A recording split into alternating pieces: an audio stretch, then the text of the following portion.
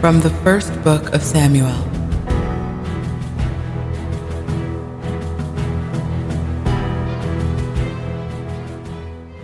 Nabal's wife, Abigail, was informed by one of the servants who said, "David sent messengers from the desert to greet our master, but he flew at them screaming. Yet these men were very good to us. We were done no injury, neither did we miss anything all the while we were living among them during our stay in the open country. For us, they were like a rampart night and day the whole time we were pasturing the sheep near them. Now, see what you can do, for you must realize that otherwise evil is in store for our master and for his whole family. He is so mean that no one can talk to him." Abigail quickly got together 200 loaves, 2 skins of wine, 5 dressed sheep, 5 seahs of roasted grain, 100 cakes of pressed raisins, and 200 cakes of pressed figs, and loaded them on asses. She then said to her servants, "Go ahead, I will follow you." But she did not tell her husband, Nabal. As she came down through a mountain defile riding on an ass, David and his men were also coming down from the opposite direction. When she met them, David had just been saying, "Indeed, it was in vain that I guarded all this man's possessions in the desert, so that he missed nothing. He has repaid good with evil. May God do thus and so to David, if by morning I leave a single male alive among all those who belong to him." As soon as Abigail saw David, she dismounted quickly from the ass and, falling prostrate on the ground before David, did him homage. As she fell at his feet, she said, "My lord, let the blame be mine. Please let your handmaid speak to you and listen to the words of your handmaid.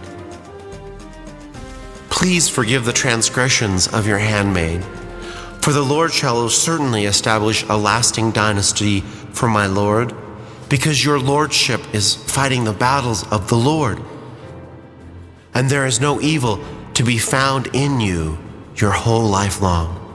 If anyone rises to pursue you and seek your life, may the Lord of my Lord be bound in the bundle of the living of the care of the Lord your God. But may he hurl out the lives of your enemies as from the hollow of a sling. And when the Lord carries out for my Lord the promise of success as he has made concerning you, and appoints you as commander over Israel, you shall not have this as a qualm or burden on your conscience, my Lord, for having shed innocent blood or for having avenged yourself personally. When the Lord confers this benefit on your lordship, remember your handmaid." David said to Abigail, "Blessed be the Lord, the God of Israel, who sent you to meet me today. Blessed be your good judgment, and blessed be yourself, who this day have prevented me from shedding blood and from avenging myself personally. Otherwise, as the Lord, the God of Israel lives, who has restrained me from harming you, if you had not come so promptly to meet me, by dawn, Nabal would not have had a single man or boy left alive." David then took from her what she had brought him and said to her, "Go up to your home in peace. See, I have granted your request as a personal favor." When Abigail came to Nabal, there was a drinking party in his house like that of a king, and Nabal was merry because he was very drunk. So she told him nothing at all before daybreak the next morning. But then, when Nabal had become sober, his wife told him what had happened. At this, his courage died within him, and he became like a stone. About 10 days later, the Lord struck him, and he died.